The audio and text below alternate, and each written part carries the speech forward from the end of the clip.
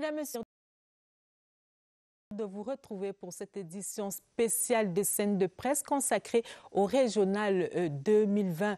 On le sait, le Cameroun a donc désormais ses tout premiers conseillers régionaux.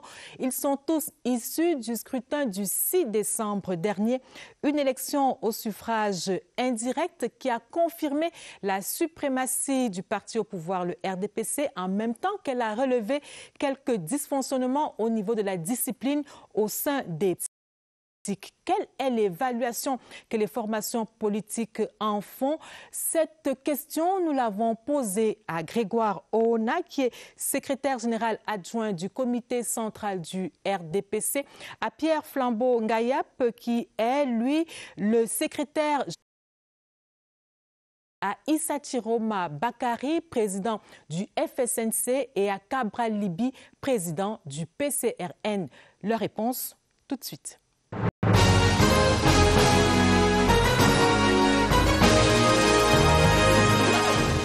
Je suis absolument et profondément déçu.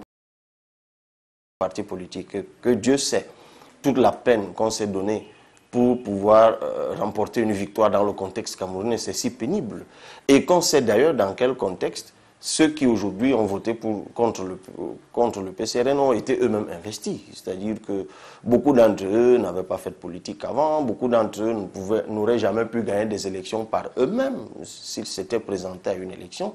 C'est qu'ils ont surfé sur une dynamique portée par des personnes qui, elles, ont mis en jeu leur confiance, leur crédibilité auprès du peuple, et que le peuple, donnant crédit à cela, a voté pour des gens qu'ils ne connaissaient pas ou qu'ils n'acceptaient pas forcément, mais en se disant, Monsieur Libi, si c'est vous qui les investissez, puisqu'on par transitivité, on va croire aux gens que vous investissez.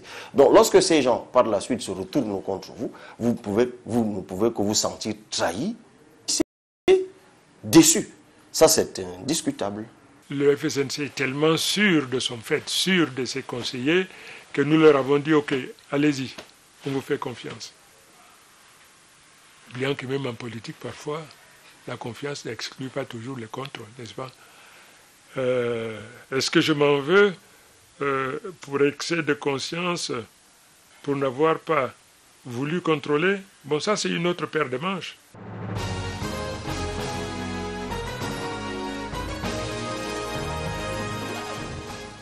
Nous pouvons dire que nous avons eu une très bonne performance sur 10, mais nous signalons quand même que si nous avons connu des avancées dans certains départements comme l'Oignon et Quai, où nous avons remporté, bien que n'ayant pas au départ le maximum de conseillers, constatons qu'il y a quand même eu des curiosités dans cette élection. Je crois que la discipline n'a pas été le maître mot dans certaines circonscriptions. Dans la Damawa, personne n'est surpris que nous ayons emporté 80 régionaux de cette région. Et en termes de circonscription électorale, nous avons emporté haut la main sur 5, c'est-à-dire 4 départements sur 5. Dans la région de l'extrême nord, nous avons emporté le département le plus grand, le plus peuplé, qui est le département du Mayo-Tchanaga, de haute lutte, puisque nous n'avions pas une avance théorique dans ce département. De même que dans le département du Mayo-Bagno, nous n'avions pas une avance théorique dans ce département. Dans le département du Mayo-Louti, dans la région du Nord, nous avions sur le papier un avantage, mais simplement un avantage, puisque 3 partis partagent les 3 communes du département de Mayo-Louti. Mais l'UNDP avait la commune la plus importante, Guidère, avec 41 conseillers. Nous savions que dans tous les cas, en faisant le plein de nos voix, nous passions en tête. Et compte tenu du système électoral qui est majoritaire, un peu teinté de proportionnel, nous avons toujours combattu ce système parce qu'il est inégalitaire. Nous avons emporté plus des 3/4 des conseillers municipaux de ce département.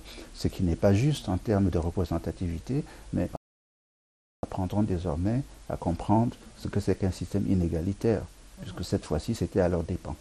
Le FSNC, en tant qu'allié du président Biya, se devait de prendre part à ces élections, quoi qu'il arriva. Parce que c'est un défi qu'il faut relever. Et dire donc, il faut savoir garder raison. Quand on est dirigeant d'un parti politique, il y en a 300 dans cette nation. Il faut savoir faire preuve d'humilité et de respecter les autres. Maintenant, ces élections se sont déroulées. Le FSNC a pris part dans 3 départements. Le département de la Benoué, le département de Mayoluti et le département du Diamaré. Nous savions que nous n'avions pas beaucoup de chance, mais il fallait quand même y aller. Pourquoi? Parce qu'il fallait donc relever ces défis-là. Avec toutes ces prétentions, monsieur, vous vous trompez. Nous sommes un parti politique et nous entendons donc jouir des privilèges. Les lois nous donnent l'altitude de prendre part à une élection. C'est pour ça que nous y sommes allés. Et Dieu merci, ça s'est bien. De ces élections, nous avons eu 2. Lorsqu'on participe en tant que parti politique à une élection, l'expectative, c'est de la remporter. Dans le cas du Parti camerounais pour la réconciliation nationale, nous avons aligné 7 listes puisque le collège électoral, en tout cas la circonscription électorale, est le département. Donc nous en avons aligné, c'est le lieu peut-être de rappeler. Il y avait 2 listes, dans l'Union Ekele, la Mefou et Afamba. À l'ouest, on en avait une. Dans le littoral, on en a eu 4, je crois. Sanaga Maritime, Vouri. Je ne sais plus où j'oublie, mais je crois que c'est l'essentiel, c'était cette liste. Donc, à l'issue des élections, nous n'avons remporté nul, y compris même là où nous espérions une victoire. On l'a dit à l'entame de cette émission, le scrutin du 6 décembre dernier a relevé des dysfonctionnements au sein des partis politiques, notamment en ce qui concerne la discipline, les respectés partout. Pourquoi? Nos invités du soir donnent quelques esquisses de réponse.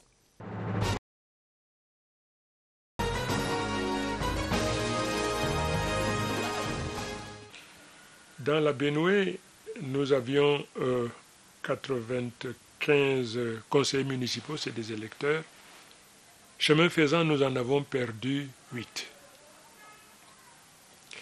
8 ont voté pour d'autres partis politiques. Dans le Mayoluti, nous avons 41 conseillers municipaux, je crois. Nous nous sommes retrouvés avec 37, à égalité avec le RDPC. Donc il y a eu quelques conseillers municipaux qui nous ont fait défaut. Dans l'Union Ekele, le PCRN partait avec 3 conseillers de plus que son adversaire le plus immédiat, qui était le RDPC. Bon, il faut quand même noter la différence qu'il y avait. Parce qu'au départ, c'était 4 conseillers, mais il y en a un qui est décédé juste après l'élection dans la commune de Ngokmapoubi. Donc il ne restait que 3 conseillers qui nous séparaient de notre concurrent le plus immédiat. Donc au bout, on n'a même pas pu avoir les 128, mais on a perdu plus que 3. Enfin, je veux dire, parce que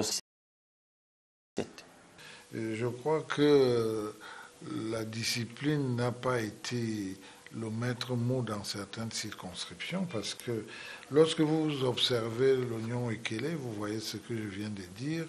Dans le Diamaré, par exemple, le FSNC a 61 voix à l'élection. L'UNDP qui part avec 36 conseillers obtient une 50aine de voix, je crois. Et vous avez par exemple le MDR dans le Mayokani qui part avec 91 conseillers, mais au bout du compte, il n'a que 80 voix. Donc il s'est produit quand même des... Et moi, je dis la grande leçon, c'est que les partis politiques devraient questionner ce que c'est que la discipline. Est-ce qu'il y a des choses à revoir? Je n'en sais rien, mais nous, on est en pleine réflexion sur tous ces phénomènes qui se sont produits.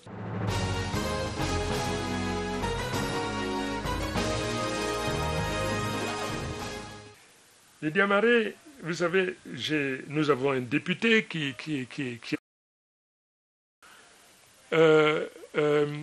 au sein du parti, il y a eu combien 12 qui ont dit, bon Dieu, nous démissionnons.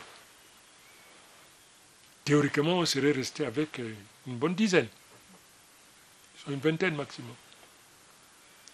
Mais il se trouvait donc que nous nous sommes retrouvés avec 65. Ça atteste donc de ce que s'il y avait suffisamment de temps et que le parti s'investissait davantage, très certainement, nous aurions contraint le RDPC au partage. Partir donc de moins d'une vingtaine et se retrouver avec 65, ça veut simplement dire donc voilà, il s'est passé certainement quelque chose. Et c'est là où l'arithmétique politique est différente de l'arithmétique mathématique. Si on prend le cas par exemple du département du Mayo-Tchanaga, nous n'avions que 3 communes sur 7 et nous n'avions pas les plus grandes communes. La plus grande commune, c'est celle du département Mokolo qui a 61 conseillers. Donc nous n'avions pas un avantage numérique dans ce département. Nous avions pratiquement un retard de plus de 35 voix, retard que nous avons remonté et renversé pour emporter la totalité des conseillers de ce département. L'explication, nous avons une implantation historique. Tout naturellement, même les conseillers du parti concurrent ont voté pour notre liste. C'est la même chose pour le département du Mayo-Bagno, dans la Damawa, où nous avions un retard évident. Nous n'avons qu'une commune sur les 3 de ce département, parce que c'est également un département bastion de l'UNDP. Nous avons noté que nous avons quand même pu, nous aussi, grappiller des suffrages à nos adversaires. Si on prend le cas de la Mofouya-Famba, où le PCRN, effectivement, n'avait aucun conseiller municipal, mais nous en sommes sortis avec 17 suffrages. On peut prendre le cas du littoral, où nous partions avec 18 conseillers, mais nous en sommes sortis avec 22, donc 4 de plus, étant d'ailleurs entendu que la veille pour le Japon, dont on n'avait pas voté, et qu'un autre avait fait défection, M. Rémi Dioga, qui avait fait défection à la dernière minute et avait donné procuration au maire RDPC de Douala 5e, pour que celui-ci votât pour lui. Donc, il est clair que si nous avons donc eu 22, c'est qu'il y a 6 conseillers municipaux qui ne sont pas du PCRN qui ont voté pour nous. Tout comme d'ailleurs dans l'Union Ekele, il y a des choses sur lesquelles les gens ne s'attardent pas. Il y avait 3 bureaux de vote. Dans un des bureaux de vote, notamment le bureau de vote B, dans l'Union Ekele, nous avons obtenu dans le bureau de vote B plus de suffrages qu'il n'y avait de conseillers municipaux inscrits dans ce bureau de vote. Je crois qu'on avait dans ce bureau de vote, mais on a eu, je crois, 21 suffrages. Donc, il est clair qu'il y a eu un mouvement de suffrages d'un côté comme de l'autre. Parce que dans ce bureau de vote spécifiquement, si on a pu avoir, si on part du postulat que les 13 du PCRN qui y étaient inscrits ont voté pour le PCRN, donc il est clair qu'on a reçu des suffrages d'autres partis politiques.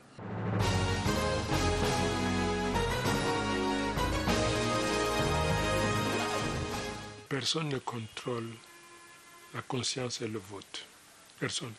Il y a des partis politiques qui exigent qu'après élection, que l'électeur produise la preuve de ce qu'il a été fidèle à son parti en votant pour le candidat du parti. Il y en a qui exigent ça. le FSNC ne l'exige pas. Bon, vous me direz aujourd'hui plus à tort qu'à raison, le FSNC est tellement sûr de son fait, sûr de ses conseillers, on dit ok, allez-y, on vous fait confiance.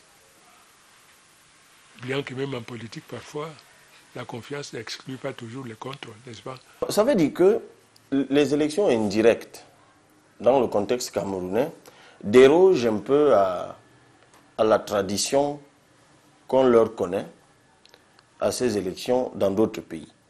Par exemple, aux États-Unis, les grands électeurs sont des faire-valoir. C'est-à-dire qu'ils ne votent pas pour eux-mêmes, ils ne décident pas par eux-mêmes, ils ne votent pas leurs humeurs, ni leurs ressentis. Ils font ce que le peuple leur a demandé de faire. Donc, en fait, ils reçoivent injonction le 4 novembre et réalisent cette injonction le 15 décembre. Ça, c'est le cas des États-Unis. Maintenant, le Cameroun révèle tout autre chose. C'est que le vote indirect n'est pas... Les grands électeurs au Cameroun ne se considèrent pas comme des faire-valoir. Et je crois que l'esprit du code électoral induit cela. En fait, est-ce qu'après le 4 novembre aux États-Unis, y a-t-il eu une autre campagne électorale auprès des grands électeurs? C'est sous-entendu qu'ils vont faire ce que le peuple leur a demandé. C'est un phénomène qu'on ne peut pas encore maîtriser. On peut trouver des explications, mais je ne voudrais pas penser que ces explications soient définitives. Les mécontentements qui sont nés dans les partis, étaient-ils réels? Valaient-ils? Je ne sais pas. C'est difficile pour le moment à expliquer par autre chose que certains mécontentements et certains indisciplinés. Mais il est bon que les militants des partis politiques sachent aller au-delà des intérêts individuels.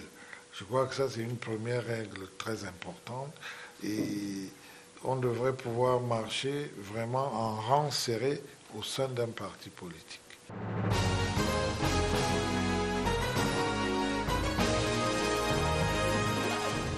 Nous sommes en train de faire de voir qu'est-ce qui n'a pas marché. Qu'est-ce qui s'est passé avec vos militants? Comment est-ce que vous expliquez que vos militants ont été achetés ou alors ils ont simplement voulu vous envoyer un message? Pourquoi vous voulez que je vous dise ce qui s'est passé? Vous les journalistes, vous voulez fouiner, vous voulez savoir. Bon, très certainement, dès lors que nous n'avons pas retrouvé ce à quoi on s'attendait légitimement, cela atteste donc de ce qu'il y a eu un dysfonctionnement. Il peut arriver que la base populaire soit mécontente, par exemple, du leadership du parti auquel elle a accordé sa confiance 10 mois plus tôt. Et donne donc injonction aux grands électeurs de passer ce message en votant contre ce qu'eux-mêmes ont voté en février. C'est une hypothèse d'école. Ça peut être le cas. Tout comme la question des achats de conscience peut également être prise en compte. Et celle-là n'est pas nouvelle non plus. Je crois que depuis 1992 au Cameroun, l'un des griefs qu'on a toujours portés aux élections pour alimenter la thèse de la fraude, c'est la circulation de fortes sommes d'argent dans l'expectative de corrompre l'électeur en contrepartie d'une somme d'argent perçue. Et on ne peut pas nier que des rumeurs de cette nature ont circulé.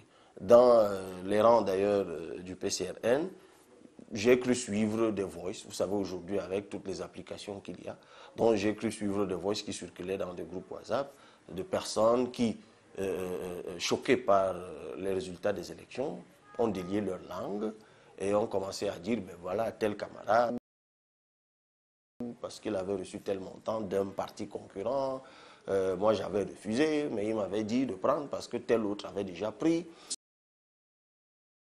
Sont dites, qui alimentent donc la thèse de l'achat de conscience. Mais nous préférons aborder cette question avec beaucoup de délicatesse. Parce que si on systématise l'achat des consciences pour justifier qu'un grand électeur ait voté contre son parti politique, ça veut donc dire que cela vaut pour tous les partis politiques. Mais à partir du moment où moi je vous dis, je parle au nom du PCRN, je peux vous dire, à quel moment pendant la campagne ou avant l'élection, nous n'avons posé sur la table l'idée selon laquelle il fallait payer des gens. Nous, on ne l'a pas fait. On ne peut pas nier que d'autres puissent l'avoir fait. Peut-être parce qu'ils en ont l'habitude ou qu'ils ont décidé de le faire. Donc, on ne peut donc pas systématiser ça. Donc, faute de preuves, on ne peut pas s'avancer outre mesure. Vous voyez bien que ce soit cette hypothèse-là ou celle que j'ai développée précédemment, c'est-à-dire, parce que si seulement après ces élections, par exemple dans l'Union Ekele, on avait vu des conseillers municipaux PCRN festoyer avec la base, comme pour leur dire, écoutez, vous nous avez dit de voter contre nous-mêmes, on l'a fait, il y a lieu pour nous de fêter cette victoire, parce que si vous avez décidé de voter contre vous-même et que ça marche, c'est une victoire, mais dans l'autre sens. Mais à partir du moment où personne n'ose célébrer cette victoire, personne n'ose avouer qu'il a voté contre le parti, parce que moi j'ai refusé de diligenter des enquêtes, mais enfin, des camarades moins conciliants que moi dans le parti sont quand même laissés aller. On vous dit, mais moi j'ai voté pour mon parti. Si 128 personnes vous disent qu'elles ont toutes voté pour leur parti et que vous n'avez que 97 et que vous avez même la preuve que c'est plus de 30 ou plus de 28 parce que vous avez des bureaux de vote où manifestement des électeurs d'en face ont voté pour vous. Vous avez la preuve mathématique de cela parce que vous n'en aviez que 13 mais vous avez eu 20 ou 22. Donc, il y a quand même que les réactions des grands électeurs après cela sont bizarres. Pour prendre où personne n'ose avouer, personne ne le reconnaît. Ça fait bizarre quand même. Donc ça accrédite quand même la thèse de quelque chose de louche. Un homme qui a faim et soif, toujours libre de son vote. Pas libre de son vote. Et c'est-à-dire comprend qui veut comprendre. Moi j'ai parlé. À vous donc de comprendre comme vous voulez comprendre. Nous avons un travail, nous, en tant que politique, c'est de conscientiser, de responsabiliser. Lucrèce, je ne suis pas surpris.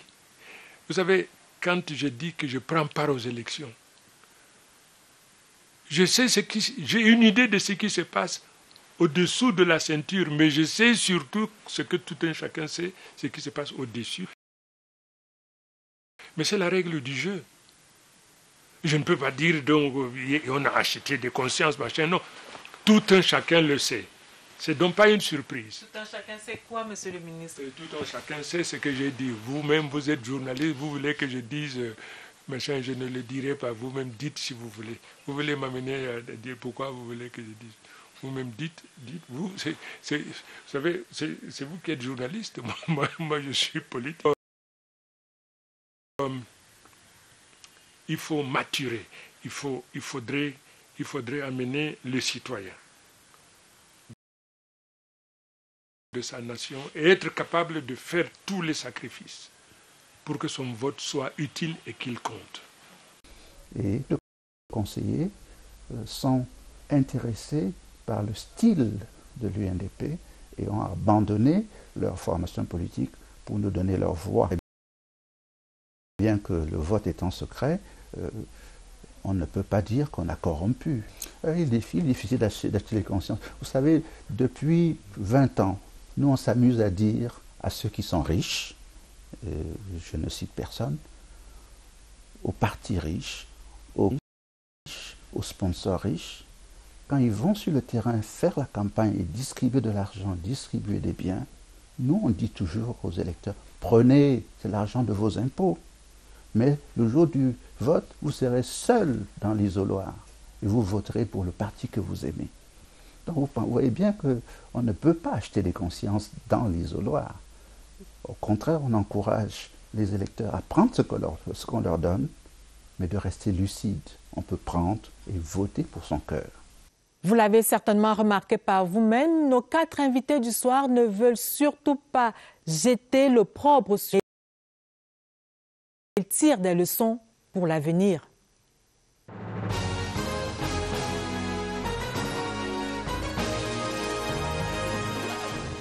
C'est des enseignements que nous tirons et nous en faisons bon usage. Vous, journalistes, je ne vous donnerai jamais accès à ce registre-là. Il reste donc un registre interne.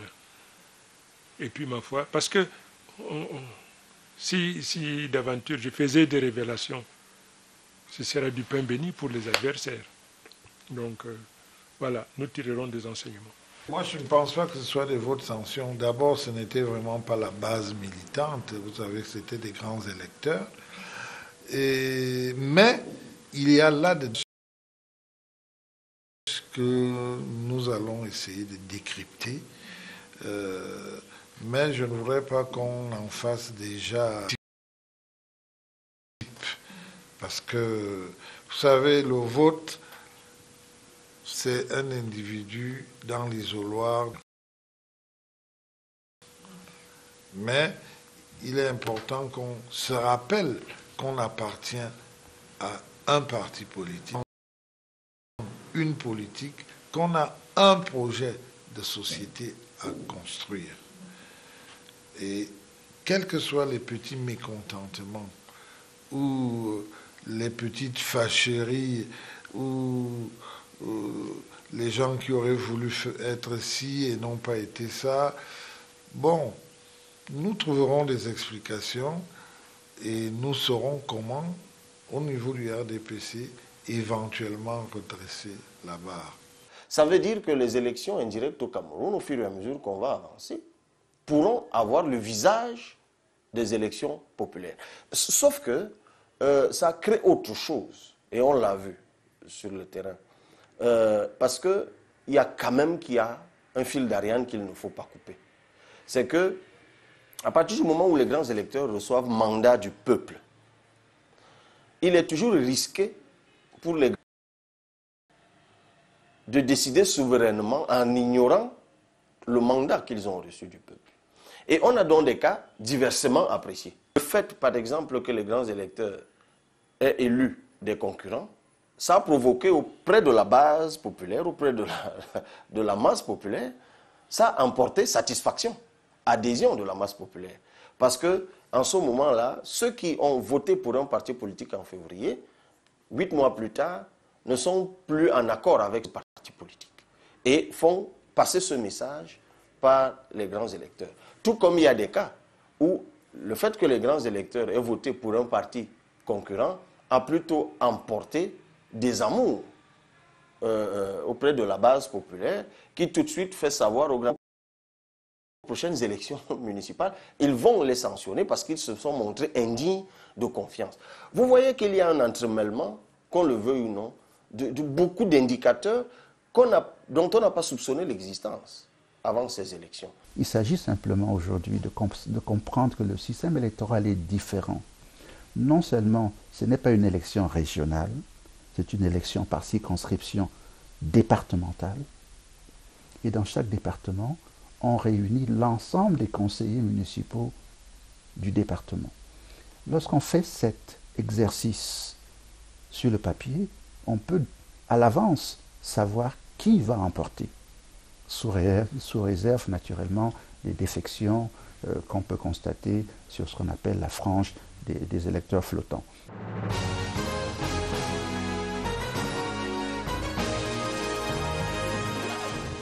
Lorsqu'on convoque régionale, il y a 2 semaines de campagne qui vont avoir lieu.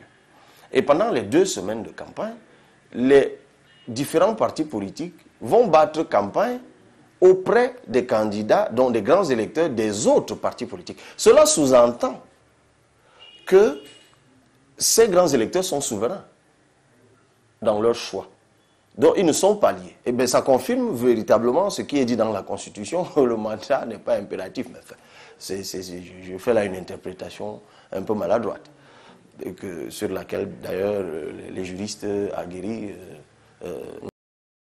marqueront par leur accord, mais ils comprennent l'esprit dans lequel je le dis, pour dire que les grands électeurs chez nous au Cameroun, c'est vrai, ils sont élus sous la bannière des partis politiques, mais lorsqu'il faut voter, lorsque viennent les élections indirectes, telles que les élections régionales, et plus tard viendront, ça a déjà eu lieu d'ailleurs, les élections sénatoriales, alors chaque parti politique qui va à ces élections doit battre campagne auprès de ses propres grands électeurs, maintenir, tout en battant campagne auprès des grands électeurs concurrents pour essayer de les gagner. Ça veut dire que lors des élections indirectes au Cameroun, les débats de fond participent de la campagne électorale.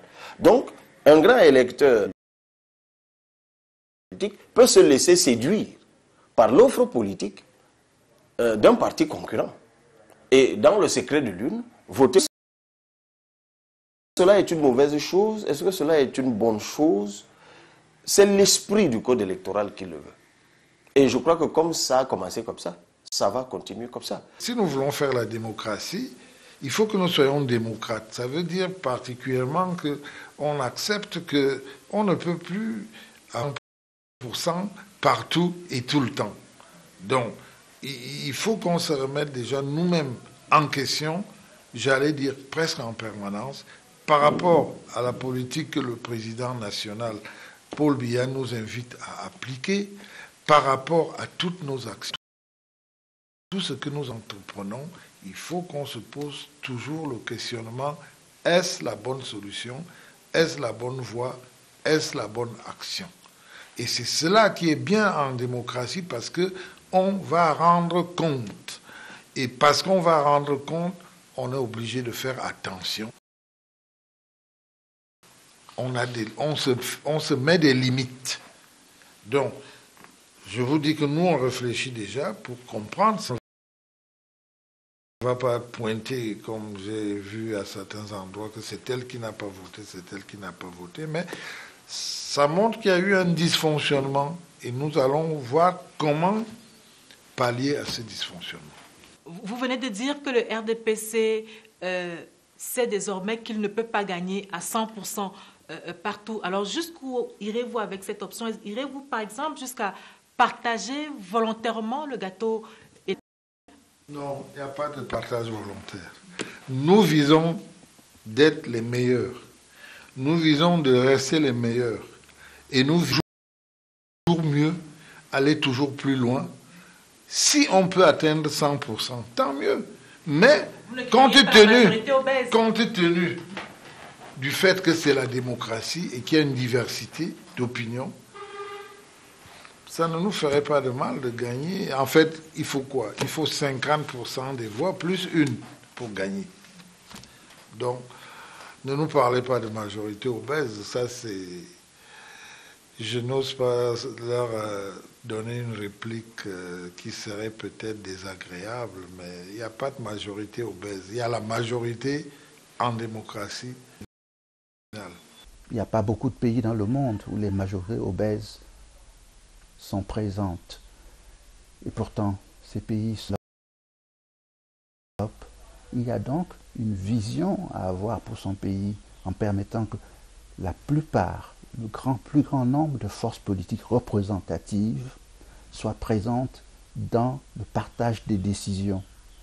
Si dans des régions, il y a un seul parti qui décide, il y a une gêne, même pour ceux qui sont seuls, se demandant, peut-être aurions-nous bénéficié du point de vue ou du conseil d'un parti minoritaire avec nous.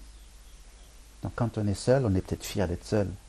Mais si on pense au pays, on s'interroge. La politique est un métier extrêmement budgétivore.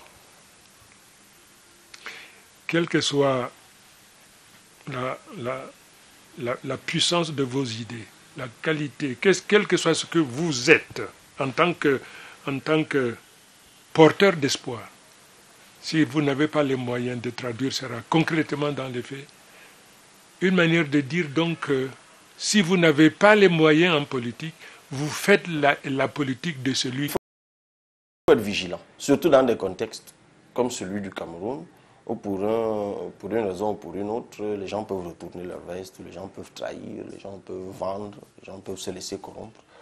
Donc ça, c'est une première leçon.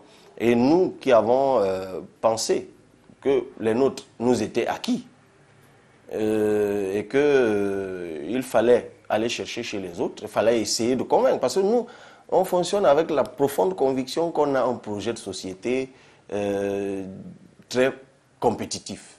Donc nous nous disons, puisque nous avons un bon projet de société, il est difficile pour nos concurrents de renverser ou de retourner les nôtres.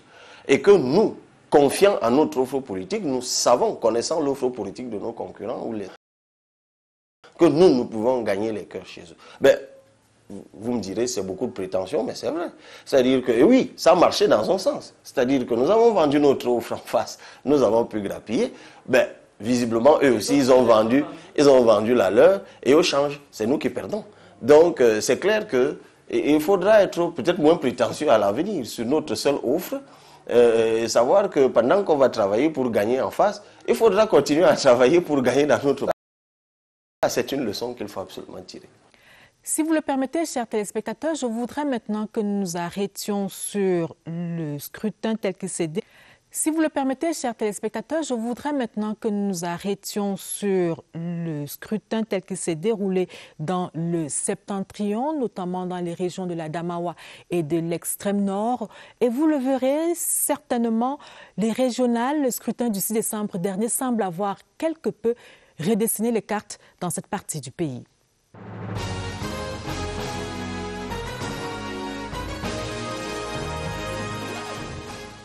Je pense que c'est l'opinion qu'on appelle publique qui est surprise du score de l'UNDP dans la région de la Damawa.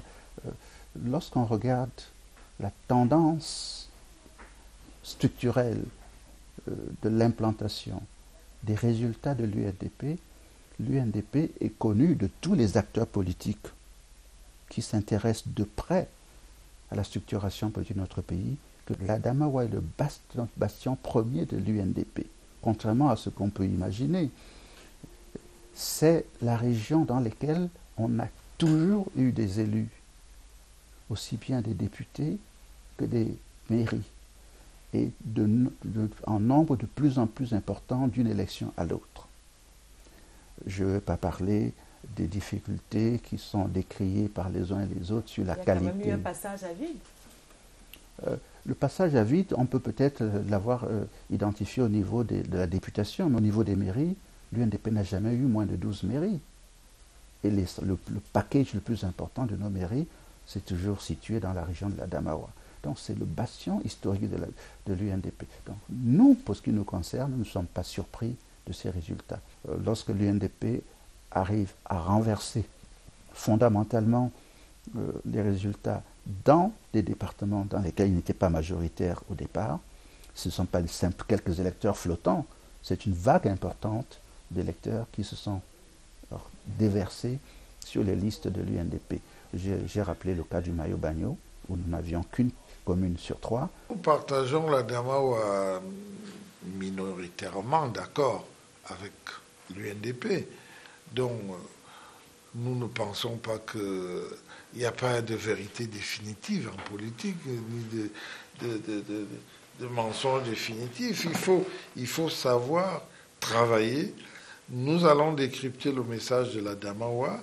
Nous avons même commencé à le décrypter et nous allons nous remettre au travail pour aller à la conquête de la Damawa. Nous ne pouvons pas laisser un pan important du pays comme la Damawa parce que nous avons connu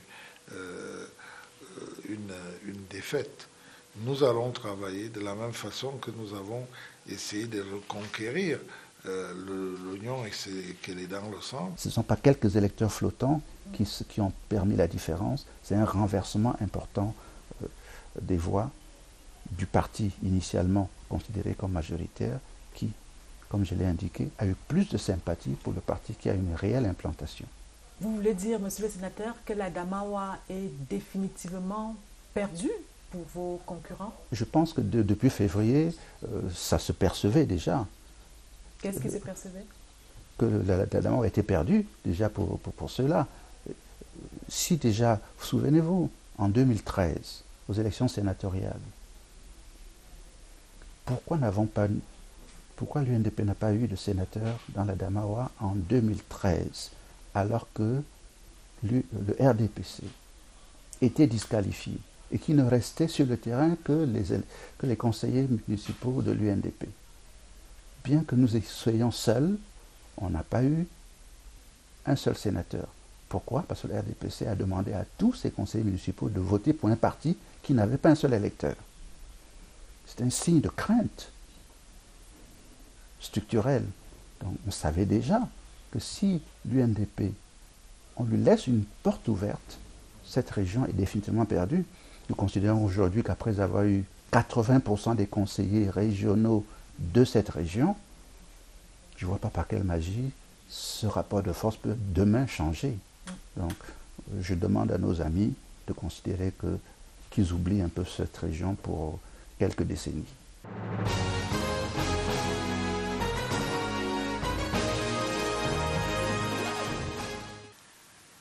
Allez dans la Benoué. Allez même dans...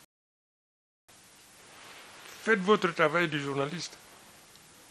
Vous me direz quelle est la force du FSNC dans la Benoué, quelle est la force du FSNC, ainsi de suite, ainsi de suite. Non, je ne voudrais pas faire mon panégyrique. Vous savez, ce parti est le seul qui compte. Par ses œuvres, je vous disais tout à l'heure, ne m'amenez pas à être un procureur à charge contre un parti politique. Je ne cite pas le parti. Nous avons gagné plus de députés, gagné plus de communes, nous avons gagné une mairie de ville, la mairie de la ville de Ngaoundéré. Cette tendance croissante nous donnait des réelles chances de gagner des conseillers municipaux. C'est ainsi que dans la Damawa, personne n'est surpris que nous ayons emporté 80% des conseillers régionaux de cette région. Et en termes de circonscription électorale, nous avons emporté haut la main 4 circonscriptions sur 5, c'est-à-dire 4 départements sur 5. C'est une vague importante d'électeurs qui se sont déversés sur les listes de l'UNDP. J'ai rappelé le cas du Mayo-Bagno, où nous n'avions qu'une commune sur 3. Le cas du Mayo-Tchanaga, nous n'avions que 3 communes sur 7. Et la plus importante nous manquait, le chef-lieu de département.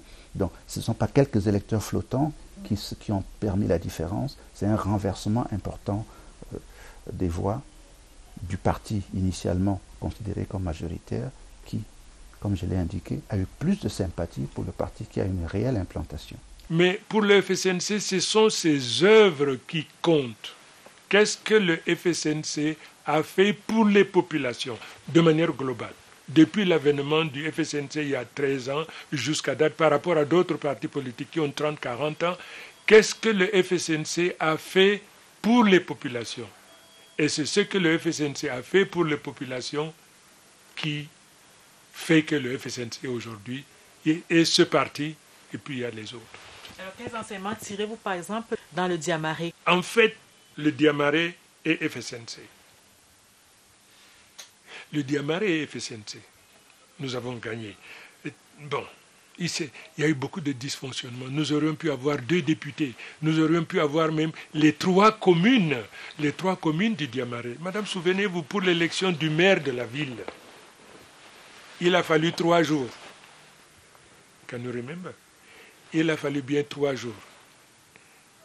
Et quand on a validé l'élection du 3e jour, le RDPC nous a battus avec 2 voix.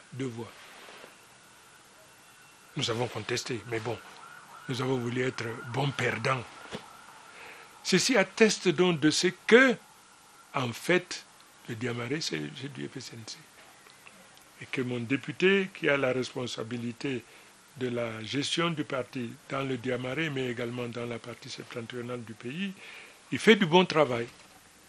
Évidemment, il a son caractère, il a son tempérament. Qu'est-ce qu'il n'en a pas?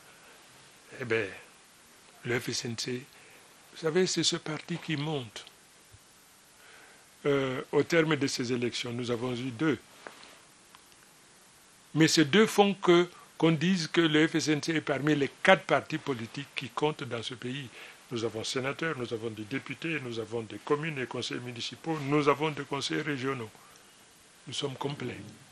Le Collège des représentants du commandement traditionnel a également retenu l'attention le 6 décembre dernier, un collège que d'aucuns considèrent comme l'arrière-cour du RDPC. Idées croisées sur le sujet.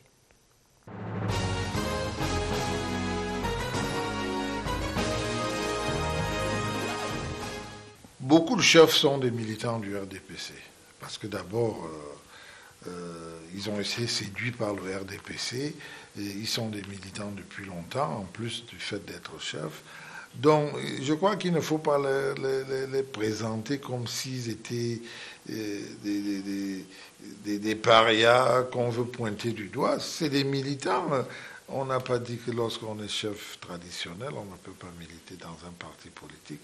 Et je crois aujourd'hui plus que jamais, puisqu'ils vont maintenant siéger dans des instances aussi importantes que les régions, avec voix délibérative. Donc parmi eux, nous avons de nombreux militants. D'abord, nos statuts les admettent, pour ceux qui sont militants, à certaines instances du parti. Ils sont d'office admis comme étant membres de ces instances parce qu'ils sont chefs de premier, de deuxième ou de troisième degré. Donc, je crois qu'il ne faut pas leur faire un procès qui n'a pas lieu d'être. Mais c'est tout bénéf pour le RDPC. Mais parmi eux, nous avons aussi des farouches adversaires. Ils sont, heureusement pour nous, très minoritaires. Il est clair que dans cet électorat, il y avait des chefs traditionnels qui ne sont pas acquis à la cause du parti au pouvoir. C'est objectivement analysé et dit. Mais il demeure que la question des proportions pourrait donc créditer cette thèse. Parce qu'on sait globalement au Cameroun que du fait d'une défaillance du décret de 77 qui auxiliarise le chef traditionnel à l'administration, nous savons que dans le quotidien au Cameroun, la majorité des chefs traditionnels sont à la remorque de l'administration, du pouvoir central. Et qu'il y a toujours eu des chantages. Moi qui y vais sur le terrain régulièrement, je ne compte pas le nombre de fois que les chefs traditionnels se sont pointés dans nos réunions politiques pour exiger absolument de voir le récépissé de déclaration. Et précisant que s'il n'y en avait pas un, ils interdiraient la réunion, encore qu'ils n'en ont pas le pouvoir. Mais chaque fois qu'on leur a demandé pourquoi vous le faites, ils nous disent écoutez, moi je ne veux pas perdre mon salaire, ainsi de suite, ainsi de suite. Bon, apparemment, il y aurait de stupides chantages du genre si vous laissez entrer l'opposition dans votre chefferie ou dans le territoire de votre chefferie, on peut vous couper le salaire. La loi ne leur fait pas obligation d'être. Et si quelqu'un ne veut pas être du RDPC, on ne le contraint pas. Je ne suis pas du RDPC, n'est-ce pas? On ne le contraint pas. Ça, là, je pense bien. On ne le contraint pas. Mais, bon, les chefs traditionnels, ils restent fidèles à l'ordre établi, disons ça comme ça. Les chefs traditionnels restent fidèles à l'ordre établi. Vous savez, dans ma culture, on dit que le pouvoir est divin. Et une fois que Dieu jette son dévolu sur un individu, lui faire allégeance, c'est rester donc fidèle également aux prescriptions, ainsi de suite. Lorsque vous dites ordre établi, il s'agit de quel ordre établi? Quel est le visage de cet ordre établi, monsieur le ministre? Vous êtes là pour me provoquer. C'est vraiment de la provocation. Vous voulez que je parle. Vous voulez que je parle. Bon, écoutez, j'ai l'habitude de dire, d'abord le pouvoir il est divin. Aujourd'hui, l'Éternel s'est prononcé à travers le peuple pour le président Biya qui gouverne notre nation.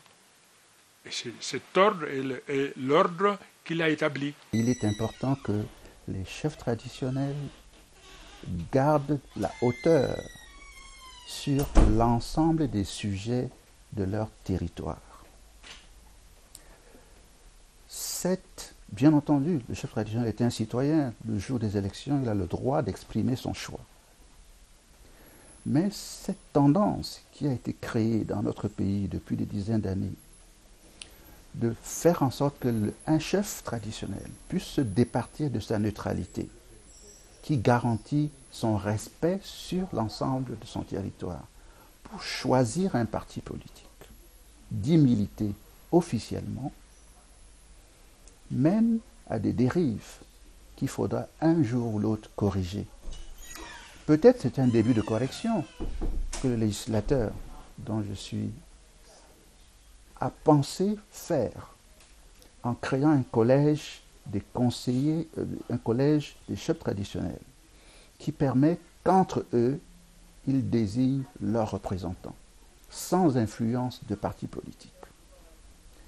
C'est peut-être le début de la rupture du cordon ombilical, le politique et le commandement traditionnel. Si c'est ça le sentiment qui sous-tend cette création d'un collège électoral particulier, je m'en réjouis. C'est de bonne guerre, c'est-à-dire ils essaient d'exploiter certaines failles pour jouer la carte de leur parti politique. Donc c'est clair que, et quand vous voyez quand même les résultats qui ont été publiés, et maintenant je réponds à votre question, mais en tenant compte cette fois de la finalité, c'est-à-dire après élection. Quand on voit quand même les victoires qui ont été remportées par certains chefs, ce sont des chefs qui sont politiquement marqués, dont on connaît très bien les états de service dans certains partis politiques, et comme ils sont majoritairement pour le parti au pouvoir, ça crédite donc à juste titre la thèse que c'est l'arrière-cour. Et cela est d'autant plus intéressant que ce ne sera pas forcément sans conséquences dans certaines régions, notamment celle de l'Adamawa, où cette problématique était au cœur de la campagne électorale. Parce qu'il y a un parti politique de l'opposition, même s'il est allié au pouvoir, qui est l'UNDP, qui partait avec l'avantage des suffrages des conseillers municipaux. Mais le calcul qui était fait, c'était que l'UNDP ne puisse pas contrôler la constitution du bureau de la région, du conseil régional plus tard. Donc, on a injecté, on a tout fait pour que les chefs traditionnels soient politiquement marqués en faveur du parti au pouvoir, pour qu'au moment d'élire le bureau, qu'ils pèsent aux côtés des délégués régionaux du parti au pouvoir. Donc vous voyez bien que ce n'est pas une question anodine, hein, elle n'est pas sans conséquence à certains endroits. Les chefs traditionnels demain dans les conseils régionaux seront mieux respectés s'ils n'ont pas de parti pris. C'est d'ailleurs pour cela que, et je vous tiens à le rappeler, j'ai été le premier au cours du grand dialogue national, vice-président de la commission de décentralisation, lorsque les débats étaient crispés entre les fédéralistes et les unionistes, pour dire que la Constitution avait une ressource essentielle qui permettait de donner un statut spécial aux régions anglophones. Cela a permis qu'aujourd'hui, les chefs traditionnels dans les régions anglophones aient leur chambre à part. Pendant la discussion du projet de loi sur le Code général des collectivités territoriales décentralisées, j'ai suggéré, membre de la commission des lois constitutionnelles, au ministre de la décentralisation, d'étendre la scission entre la Chambre des chefs et la Chambre des conseillers à l'ensemble des 10 régions, parce que c'est la meilleure façon de donner une autonomie aux chefs traditionnels et les détacher des combats politiques. Parce que le rôle qu'ils jouent en étant à la fois chef d'une communauté et à la fois toujours chef d'une faction, parce que membre d'un parti politique, parfois responsable de parti politique, n'est pas bon pour l'avenir de notre pays. Donc je me réjouis qu'aujourd'hui, il y a eu ce début de rupture du cordon ombilical et que les chefs traditionnels aient eu leur collège à eux. Il leur appartient maintenant, au sein des conseils régionaux, côté francophone, ils sont mélangés, qu'ils sachent faire preuve de détachement, de hauteur, pour continuer à être des arbitres, des conseillers, au-delà des politiques que nous sommes, qui avons la liberté d'être plus virulents, plus partisans, mais il n'est pas souhaitable que les chefs dans les conseils régionaux soient partisans. Et si nous nous intéressions à présent à l'élection des présidents des conseils régionaux, l'élection relative est prévue le 22 décembre prochain. Ce sera au cours des sessions de plein droit. Et à nouveau, la fièvre monte au sein des partis politiques, principalement au sein du RDPC. Des questions fusent de toutes parts sur les critères de choix.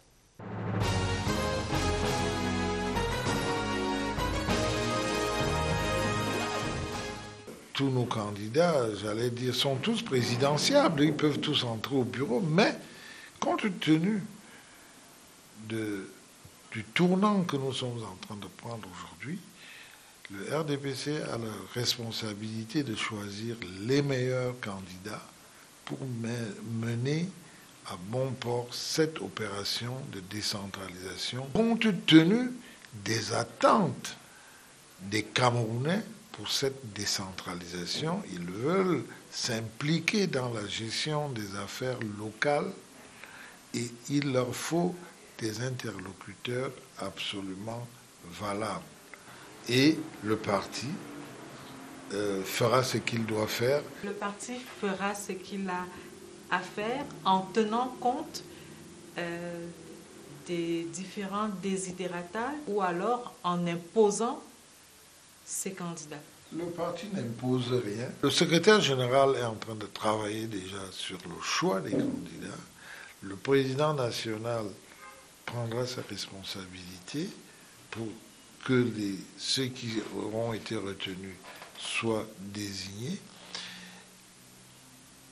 Et nous aurons des critères d'efficacité.